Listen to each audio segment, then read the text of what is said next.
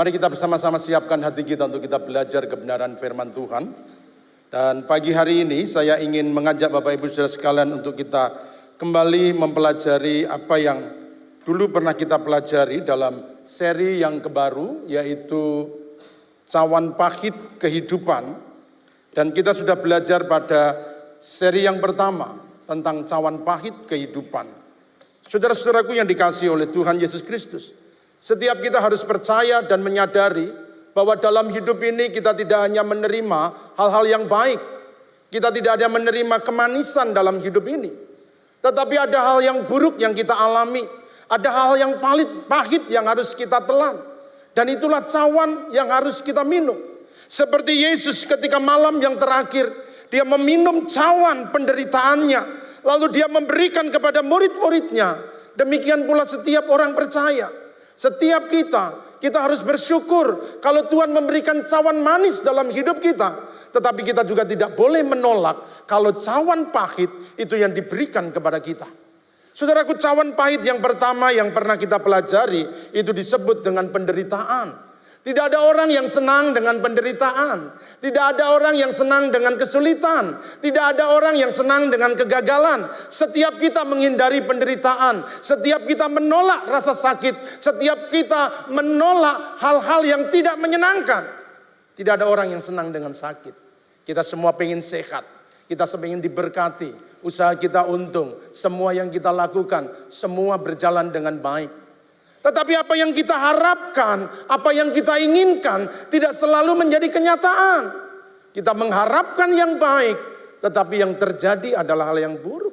Kita minta kepada Tuhan supaya memberkati usaha kita, tetapi yang kita alami adalah kegagalan. Kita berdoa supaya kita dikaruniakan kesehatan, tetapi yang kita alami adalah sakit penyakit yang berkepanjangan. Itulah kehidupan. Memang kita harus siap untuk menikmati cawan yang pahit, tetapi kita juga harus bersyukur kalau Tuhan memberikan cawan yang manis. Dan hari ini saya ingin mengajak saudara sekalian untuk belajar pada bagian yang kedua tentang cawan pahit kehidupan. Nah, bagian yang kedua tentang cawan pahit kehidupan ini saya berikan judul adalah pengkhianatan. Saudara-saudaraku yang dikasihi oleh Tuhan, mari kita buka Alkitab bersama-sama dan kita akan mempelajari tentang hal ini. Dalam Injil Matius pasal yang ke-24, kita akan baca lebih dahulu ayat 14 sampai 16 dan kemudian kita akan melanjutkan pasal yang ayat yang ke-47 sampai yang ke-50. Matius pasal yang ke-24 ayat 14 sampai yang ke-16. Bisa tolong dibantu untuk ayat-ayatnya bisa ditampilkan di layar LED untuk kita bisa baca bersama-sama.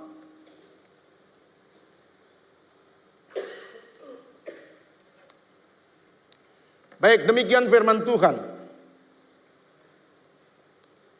Injil Matius pasal 24 ayat 14 kita mulai. Dan Injil kerajaan ini akan diberitakan di seluruh dunia menjadi kesaksian bagi semua bangsa. Sesudah itu barulah tiba kesudahannya.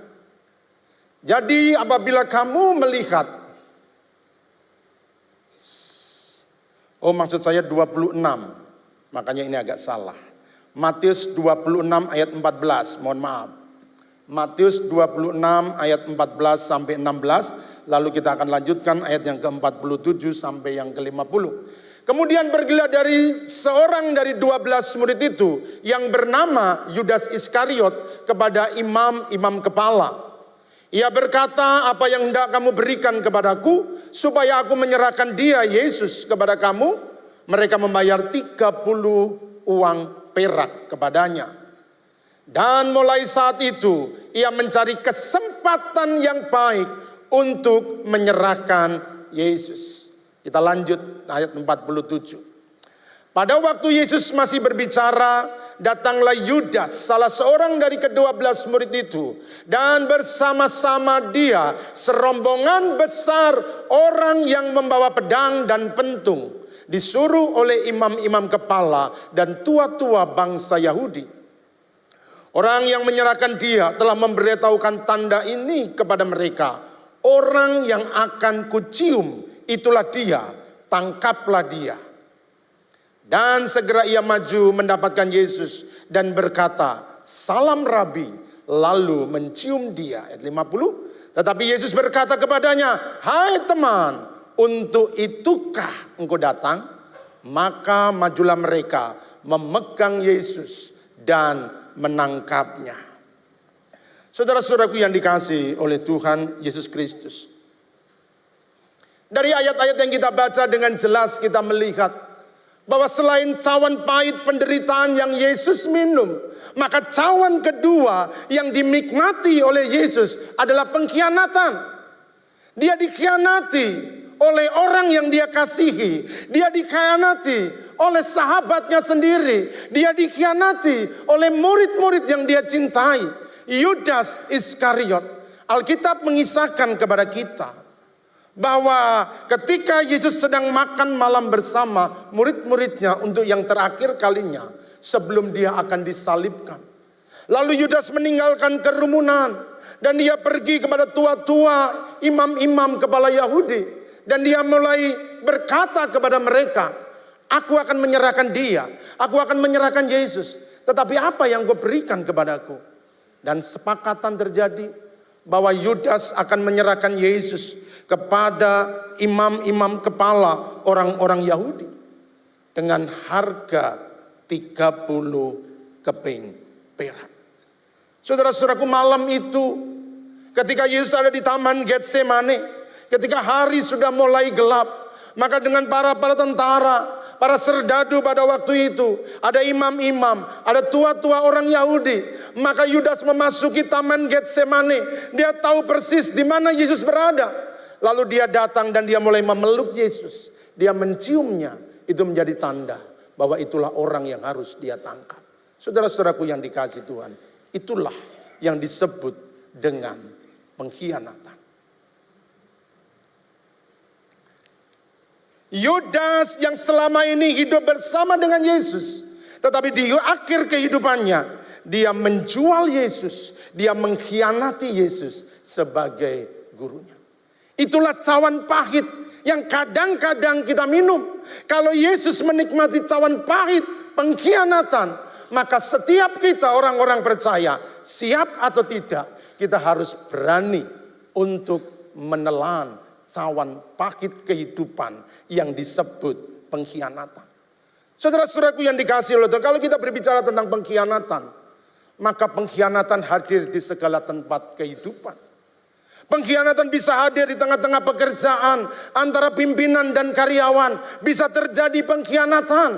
Antara relasi kerja bisa terjadi pengkhianatan. Kadang-kadang di tempat kerja ada orang yang kita rekrut awalnya nggak bisa apa-apa, nggak tahu apa-apa. Kita didik, kita latih, semakin hari dia semakin pinter. Tetapi ketika dia sudah pinter, lalu dia mengkhianati kita.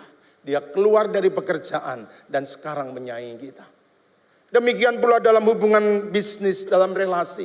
Kadang-kadang juga lahir pengkhianatan. Ada orang-orang yang mengingkari perjanjian. Orang-orang yang mengingkari kontrak kerja yang sudah kita sepakati bersama. Dan semuanya diingkari menjadi pengkhianatan. Pengkhianatan tidak hanya terjadi di tengah-tengah pekerjaan. Pengkhianatan juga terjadi di tengah-tengah persahabatan. Ada berapa banyak orang terluka karena pengkhianatan yang mereka alami.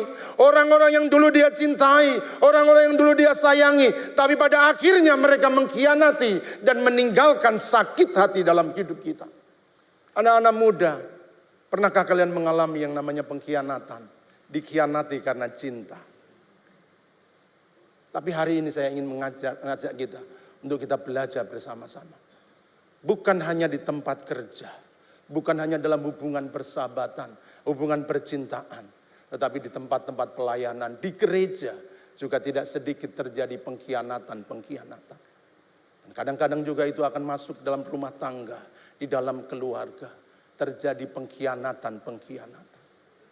Dan ada banyak orang sakit hatinya. Mereka kecewa, mereka penuh kebencian, menyimpan amarah yang dalam karena mengalami pengkhianatan. Ketika awal mereka berjanji di altar Tuhan, Maka mereka berkata, aku akan mengasihi engkau, baik suka maupun duka, baik sehat maupun sakit, kekurangan maupun kelimpahan. Tetapi pada akhirnya mereka meninggalkan di tengah perjalanan dan hanya menyisakan luka di hati kita. Itulah pengkhianatan. Orang tua dan anak bisa terjadi pengkhianatan. Anak yang kita besarkan dengan cinta, anak yang kita besarkan dengan kasih sayang, semua kita berikan tanpa menuntut balasan. Dengan penuh ketulusan, keikhlasan, orang tua memberikan semuanya buat anaknya. Tetapi ketika kita sudah menjadi tua, kita sudah tidak berdaya, anak-anak bertumbuh besar, mereka menjadi orang-orang yang berada. Tetapi mereka melupakan cinta yang pernah kita berikan. Mereka melupakan kasih sayang yang pernah kita berikan. Itulah pengkhianatan.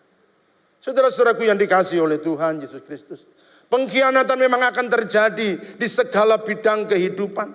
Bahkan Alkitab pun tidak menutupi kepada kita. Alkitab dipenuhi dengan kisah-kisah yang terjadi dengan pengkhianatan. Saya mencatat beberapa kisah bagaimana pengkhianatan itu terjadi.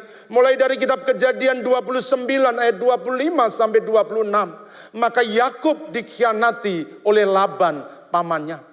Ketika Yakub datang kepada pamannya dan dia melihat pamannya punya gadis cantik yang bernama Rachel. Yakub jatuh hati dan pamannya bilang, aku akan berikan Rachel untuk jadi istrimu. Tapi kamu harus bekerja 7 tahun lagi, tidak masalah. Demi cinta, kerja keras tidak apa-apa. Dan dia melakukan kerja keras 7 tahun dia bekerja. Saat dia akan mendapatkan Rachel, tetapi apa yang terjadi? Janji tinggal janji. Semuanya diingkari. Bukan Rachel yang diberikan, tetapi justru cicitnya Lea. Dikhianati. Dia marah. Tapi Yakub bilang, kalau kamu mau menjabat Rachel, kamu harus kerja 7 tahun lagi. Pengkhianatan itu terjadi. Berikutnya, dalam Kejadian 27 ayat 34 sampai 36 juga terjadi pengkhianatan. Kalau tadi dia dikhianati, sebelumnya ternyata dia juga pernah mengkhianati kakaknya Esau. Ketika ayahnya akan memberikan berkat kepada anak-anaknya, maka dia menipu ayahnya, dia mengkhianati abangnya, dan dialah yang menerima berkat kesulungan. Saudara-saudara, pengkhianatan demi pengkhianatan terjadi di dalam Alkitab. Terus ada lagi Hakim-Hakim 16 ayat yang ke-18, kita tahu kisah yang sangat legendaris. Seorang yang kuat yang bernama Simson. Dia dikhianati oleh istri yang dia cintai. Dia pikir dia punya Delila akan mengasihi dia. Dia pikir Delila akan menjaganya. Delila akan mendukungnya. Delila akan melindunginya. Tetapi ternyata Delila tidak memihak kepadanya. Delila lebih memihak kepada bangsanya. Musuhnya Simson. Dan tragis sekali. Istri yang dia cintai justru mengkhianati dan menyerahkan Simson kepada orang-orang Filistin. 2 Samuel pasal yang ke-11. Saudaraku, kisah ini sangat terkenal sekali. Daud mengkhianati Uria, orang Het. Kita tahu kisahnya. Ketika Daud melihat Batseba, maka hatinya jatuh cinta kepadanya. Tapi bagaimana cara untuk mendapatkannya? Dia miliknya Uria. Dia sudah punya suami. Tetapi namanya raja, dia punya kuasa. Dia bisa lakukan segala-galanya. Tetapi sayangnya kekuasaannya dipakai untuk pengkhianatan. Uria dikirim ke medan perang supaya mati terbunuh. Kalau mati terbunuh, maka dia bebas untuk mengawini Batseba. Dan masih ada banyak lagi pengkhianatan-pengkhianatan yang dicatat di dalam Alkitab. Tetapi hari ini saya ingin mengajak kita bersama untuk kita melihat fakta-fakta kehidupan. Inilah kenyataan hidup bahwa memang bisa terjadi pengkhianatan di seluruh lini kehidupan. Baik di tempat kerja, dalam relasi kerja, dalam persahabatan, dalam keluarga, rumah tangga, apapun bidangnya, pengkhianatan bisa terjadi. Lalu bagaimana caranya? Kita bisa memberikan respon, menyikapi, mengatasi pengkhianatan. Bapak Ibu yang dikasihi oleh Tuhan, apakah akibat yang terjadi ketika pengkhianatan itu terjadi? Sekecil apapun bentuk pengkhianatan, selalu akan memberikan kekecewaan dalam hidup kita. Pengkhianatan akan memberikan kekecewaan. Pengkhianatan akan memberikan kemarahan. Pengkhianatan akan memunculkan kebencian, dendam, dan luka yang sangat dalam. Tidak ada seorang pun yang dikhianati dan tidak sakit hati. Pengkhianatan selalu memberikan rasa sakit yang luar biasa. Itulah pengkhianatan. Di mana ada pengkhianatan, di sana selalu muncul rasa sakit. Ada dendam yang kita rasakan, ada kebencian. Yang dulu bersahabatan, yang dulu rukun. Tetapi karena dikhianati semua pecah. Hubungan menjadi rusak, persaudaraan menjadi rusak, kesatuan menjadi rusak. Itu semua terjadi karena pengkhianatan. Saudara-saudara, sebab itu mesti hati-hati. Jangan sampai pengkhianatan ini masuk di dalam hati kita. Ada pepatah bilang begini, pengkhianatan lebih kejam dari pembunuhan. Setuju? Pengkhianatan itu lebih kejam dari pembunuhan. Kenapa pengkhianatan lebih kejam dari pembunuhan? Karena kalau pembunuhan, sakitnya itu hanya sekali dirasakan. Ditusuk pisau belati, jes, mati. Tapi kalau pengkhianatan, sakitnya enggak hilang-hilang. Itulah sebabnya pengkhianatan memang lebih kejam daripada pengkhianatan. Kalau saudara ditusuk dengan pisau, dilukai, maka yang sakit hanya tubuh kita. Kalau yang sakit tubuh, cepat sembuh. Tapi pengkhianatan yang ditusuk adalah perasaan. Yang ditusuk adalah hati kita. Dan sembuhnya lama sekali. Bahkan kadang-kadang ada karena pengkhianatan, orang mengalami sakit hati yang sampai di bawah pada kematian. Tidak bisa sembuh karena pengkhianatan. Saudara-saudaraku yang dikasihi oleh Tuhan Yesus Kristus, pembunuhan itu membunuh dengan satu kali pukulan. Tetapi pengkhianatan itu memukul dengan pelan-pelan. Pelan-pelan saudara akan disakiti. Saudara akan terus merasakan. Saudara akan terus mengalami rasa sakit akibat pengkhianatan. Itulah sebabnya dari mimbar ini saya mengajak untuk setiap orang-orang percaya. Maka berhati-hatilah dengan pengkhianatan. Amsal memberikan nasihat kepada kita. Amsal 18 ayat 19. Perhatikan. Saudara yang dikhianati lebih sulit dihampiri daripada kota yang kuat. Sekuat apapun sebuah kota, kita masih bisa nembus. Apapun pertahanannya, kita masih bisa lewati. Tetapi saudara yang disakiti sulit untuk dihampiri. Dulu sahabat karib. Dulu teman dekat. Tetapi karena pengkhianatan sekarang menjadi lawan. Susah. Jangankan ngomong, ketemu saja nggak mau. Nyapa saja nggak mau, di WA nggak balas, di telepon nggak diangkat. Karena apa? Pengkhianatan. Itu saudara. Lebih baik putus hubungan. Itu karena pengkhianatan. Saudara yang dikhianati lebih sulit dihampiri daripada kota yang kuat. Begitu besarnya akibat pengkhianatan kalau itu terjadi di dalam hidup kita. Saudara-saudaraku yang dikasihi oleh Tuhan Yesus Kristus. Oleh sebab itu mari kita berhati-hati jangan sampai terjadi pengkhianatan dalam diri kita.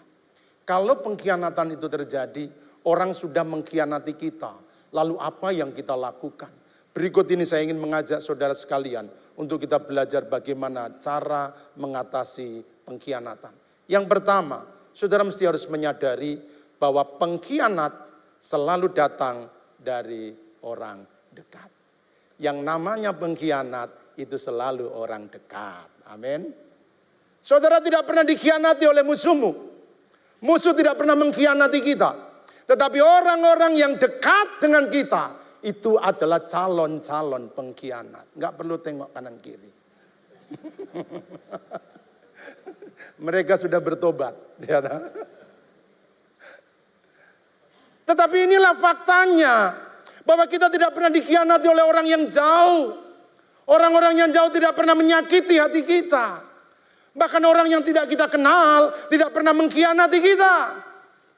Tapi justru yang dekat dengan kita. Yang satu tempat tidur dengan kita. Yang satu rumah dengan kita. Yang satu pekerjaan dengan kita. Mereka bisa jadi pengkhianat dalam hidup kita. Kalau kita menyadari bahwa orang-orang yang dekat itu selalu bisa berpotensi untuk menjadi pengkhianat, maka kita harus mewaspadai dalam membangun hubungan. Kalau itu terjadi, kita sudah punya kesiapan bahwa memang betul apa yang dikatakan oleh firman Tuhan. Mazmur 55 ayat 12 dan 13. Pemazmur memiliki pengalaman yang sama dan dia katakan demikian, kalau musuhku yang mencela aku dapat menanggungnya. Kalau pembenciku yang membesarkan diri terhadap aku masih dapat menyembunyikan diri terhadap dia. Tetapi engkau, orang yang dekat dengan aku, temanku, dan orang kepercayaanku.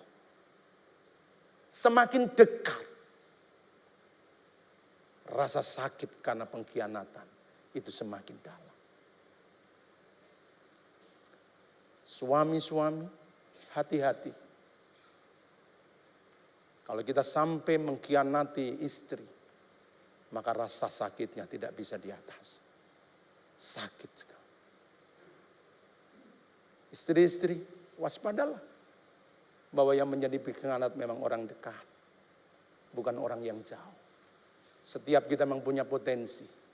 Tapi saya percaya, firman Tuhan mengajar kepada kita. Untuk tetap setia. Jangan sampai kita mengkhianati. Siapa itu Simon? Yudas Iskariot maksud saya. Dia adalah seorang yang sangat dekat dengan Yesus. Dia orang yang dipercaya oleh Yesus. Itulah sebabnya keuangan mereka diserahkan kepada Yudas Iskariot. Dia bukan saja orang yang pintar mengatur keuangan. Untuk orang bisa pegang kas dari kelompok mereka. Tentu saja bukan hanya karena pinter, tetapi juga karena dilihat. Dia punya kejujuran, kepercayaan. Dia bisa dipercayai. Tetapi orang yang dipercayai, orang yang diserahkan tanggung jawab yang besar. Tapi pada akhirnya dia mengkhianati. Itulah pengkhianatan, saudara-saudaraku. Bahwa pengkhianatan memang selalu dilakukan oleh orang-orang yang dekat dengan kita. Semua orang yang dekat, di mana ada kepercayaan, maka di sana berpotensi untuk terjadi pengkhianatan. Yudas adalah orang yang dekat. Ketika dia datang di Taman Getsemane, lalu dia memeluk Yesus, maka apa yang dikatakan Yesus? Yesus tidak menyebutnya sebagai pengkhianat, tetapi dia berkata, "Hai teman, untuk itukah engkau datang?" Dia teman, dia sahabat, dia orang dekat. Tetapi orang dekat justru yang berkhianat. Oleh sebab itu sekali lagi berhati-hatilah. Jangan sampai ini terjadi dalam hidup kita. Karena orang-orang yang dekat, dia bisa melakukan pengkhianatan di dalam hidup kita. Saudara-saudaraku, dan bagaimana rasanya? Sangat sakit sekali. Sangat sakit sekali. Awalnya aku percaya bahwa engkau bisa mendatangkan kebahagiaan. Awalnya aku percaya bahwa engkau adalah harapan bagi masa depan. Awalnya aku berharap semua aku berikan, semua aku serahkan. Karena kepadamu aku melihat ada masa depan yang cerah. Tetapi ketika semua sudah kita berikan, maka balasannya adalah pengkhianatan. Dan itu sangat menyakitkan. Habis manis, sepah dibuang. Itulah pengkhianat. Dulu sih baiknya sekali, luar biasa. Wah, ngomongnya ramah, jujur, tulus, luar biasa. Murah hati. Tetapi setelah semua kita berikan, semua kepercayaan kita berikan, semua tanggung jawab kita berikan, apa saja pokoknya ke dia, tapi ujung-ujungnya mengkhianati. Dan itu akan menimbulkan luka yang sangat sakit sekali. Sekali lagi, pengkhianat selalu datang dari orang dekat. Yang kedua, mari kita mempelajari bersama bagaimana kalau pengkhianatan itu datang dan kita harus mengatasinya. Saudara perhatikan bahwa pahamilah bahwa orang-orang yang mengkhianati, dia sedang menghancurkan diri sendiri. Sekali lagi, orang-orang yang mengkhianati sedang menghancurkan diri sendiri. Kalau ada orang yang mengkhianati kita, kalau ada orang yang menyakiti kita, saudara nggak perlu lawan, saudara nggak perlu balas. Karena kebenarannya bahwa orang-orang yang sedang mengkhianati, maka mereka sedang menghancurkan dirinya sendiri. Alkitab mencatat apa yang dilakukan oleh Yudas Iskariot ketika dia telah mengkhianati Yesus. Apakah karena dia memiliki 30 uang perak, hidupnya menjadi enak? Enggak. Apakah karena dia setelah menerima uang, hidupnya menjadi senang? Enggak. Apa yang terjadi? 30 keping perak justru membawa kehancuran bagi Yudas Iskariot. Akhir hidupnya dia gantung diri. Tubuhnya jatuh dan hancur terbelah. Sudah bisa memahami dan mengerti bahwa orang-orang yang mengkhianati memang dia menimbulkan luka hati, dia memberikan sakit hati, tapi kebenarannya bahwa orang-orang yang melakukan pengkhianatan, dia sedang menggali lubang untuk menjadi kuburan bagi dirinya sendiri. Oleh karena itu kalau ada orang yang mengkhianatimu, kalau ada orang yang menyakitimu, kalau ada orang yang tidak setia dengan apa yang kau percayakan, tidak perlu sakit hati, tidak perlu balas dendam, tidak perlu benci kepada dia. Karena bukan kita yang disakiti, tetapi dia sedang menyakiti dirinya sendiri. Dia sedang menggali lubang untuk dia bunuh diri ke dalamnya. Itulah sebabnya perkuatlah imanmu, kokohlah di dalam Tuhan. Karena orang-orang yang melakukan pengkhianatan, dia sedang menghancurkan masa depannya. Saudara akan melihat bahwa pada akhirnya Yudas Iskariot mengalami kematian yang sia-sia. Matius 27 ayat yang kelima, maka ia pun melemparkan uang perak itu ke dalam bait suci, lalu pergi dari situ dan menggantung diri. Saudara, sebab itu mari kita setia dengan apapun yang Tuhan percayakan. Yang pertama, setia dengan pasangan saudara masing-masing. Pegang teguh janji setia yang kita ikrarkan di hadapan Tuhan. Jangan sampai terjadi pengkhianatan. Karena kalau kita mengkhianati pasangan kita, bahwa kita sedang pelan-pelan untuk bunuh diri. Hari ini, apapun yang terjadi, pastikan bahwa kita adalah orang-orang yang setia dengan pasangan kita. Yang ketiga, bagaimana mengatasi pengkhianatan? Ampuni dan berkati orang yang mengkhianati. Sulit, yes. Berat, ya. Mengampuni orang-orang yang telah menyakiti kita itu nggak gampang. Apalagi sampai memberkati orang-orang yang telah mengkhianati itu nggak gampang. Karena memang lukanya sangat dalam, dalam sekali. Sakitnya nggak cuma di sini, di seluruh tubuh kita, di mata, di telinga, itu pengkhianatan. Kita lihat dia sakit hati. Orang cerita namanya disebut sakit hati. Dia berhasil lebih sakit hati. Ya, itu pengkhianatan, sakitnya dirasakan di mana-mana. Kita makan ingat dia nggak jadi makan. Mau tidur ingat dia nggak jadi tidur. Itulah pengkhianatan. Nah, bagaimana mungkin kita bisa mengampuni orang yang telah menyakiti? Bagaimana mungkin kita bisa memberkati orang yang telah melukai hati kita? Tetapi inilah kebenarannya. Kalau kita ingin bebas dan merdeka, kalau kita ingin lepas dari segala sakit hati, maka tidak ada cara selain kita melepaskan pengampunan. Di atas kayu salib dalam Lukas 33 ayat 34, Yesus berkata, "Ya Bapa, ampunilah mereka, sebab mereka tidak tahu apa yang mereka perbuat." Dan mereka membuang undi untuk membagi pakaiannya. Saudara-saudaraku yang dikasihi oleh Tuhan, apakah Yesus nggak sakit dikhianati? Sebagai manusia dia juga melakukan, mengalami, tetapi dia memilih di atas kayu salib. Dan dia berkata, "Ya Bapa, ampunilah mereka, karena mereka tidak tahu apa yang mereka perbuat." Saudara-saudara, inilah kebenaran daripada mengampuni. Mengapa kita harus mengampuni orang-orang yang mengkhianati, orang-orang yang telah menimbulkan rasa sakit dalam hati ini? Ada dua kebenaran yang saya ingin bagikan kepada saudara tentang pengampunan. Yang pertama, kita mengampuni agar kita juga diampuni. Alkitab berkata demikian. Matius 6, 14 dan 15, "Karena jikalau kamu mengampuni kesalahan orang, Bapamu di sorga akan mengampuni kami juga. Tetapi jikalau kamu tidak mengampuni orang, Bapamu juga tidak akan mengampuni kesalahanmu." Saudara-saudaraku, pengampunan yang kita berikan menentukan pengampunan yang kita dapatkan. Di kayu salib memang Yesus mengampuni semua dosa manusia. Tetapi pengampunan kita rasakan kalau kita bisa mengampuni orang-orang yang bersalah dalam hidup kita. Pengampunan itu gratis, tapi menuntut tanggung jawab.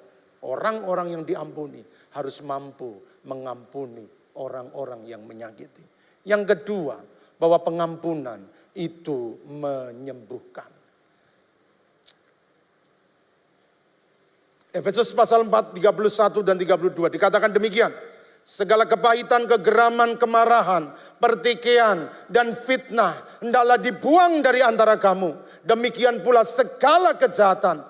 Tetapi hendaklah kamu ramah seorang terhadap yang lain, penuh kasih mesra dan saling mengampuni, sebagaimana Allah di dalam Kristus telah mengampuni kamu."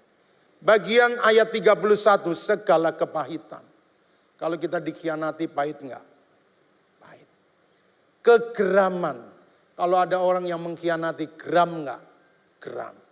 Kalau ada orang yang mengkhianati, marah enggak? Marah. Apa yang di atas itulah akibat pengkhianatan. Tetapi bagaimana kita bisa segala kepahitan, kegeraman, kemarahan, pertikaian dan fitnah itu dibuang? Bagaimana membuang kepahitan, bagaimana membuang kemarahan, bagaimana membuang segala kegeraman dalam hidup kita. Satu-satunya cara melepaskan kepahitan, kegeraman, sakit hati, benci, dendam dalam hidup kita adalah dengan cara mengampuni. Selama kita tidak akan mengampuni, maka kita tidak akan bisa lepas dari sakit hati. Selama kita tetap pegang teguh dendam, kemarahan, maka selama itu juga kita akan tersiksa dalam hidup kita. Saudara-saudaraku yang dikasihi oleh Allah, pengampunan itu bukan melepaskan orang-orang yang telah menyakiti kita dari hukuman. Pengampunan itu bukan membebaskan orang-orang dari semua kesalahan yang dia lakukan. Tetapi pengampunan itu membebaskan diri kita dari segala kepahitan, kegeraman, kemarahan, dan kebencian. Kalau hari ini masih tersimpan benci karena engkau dikhianati.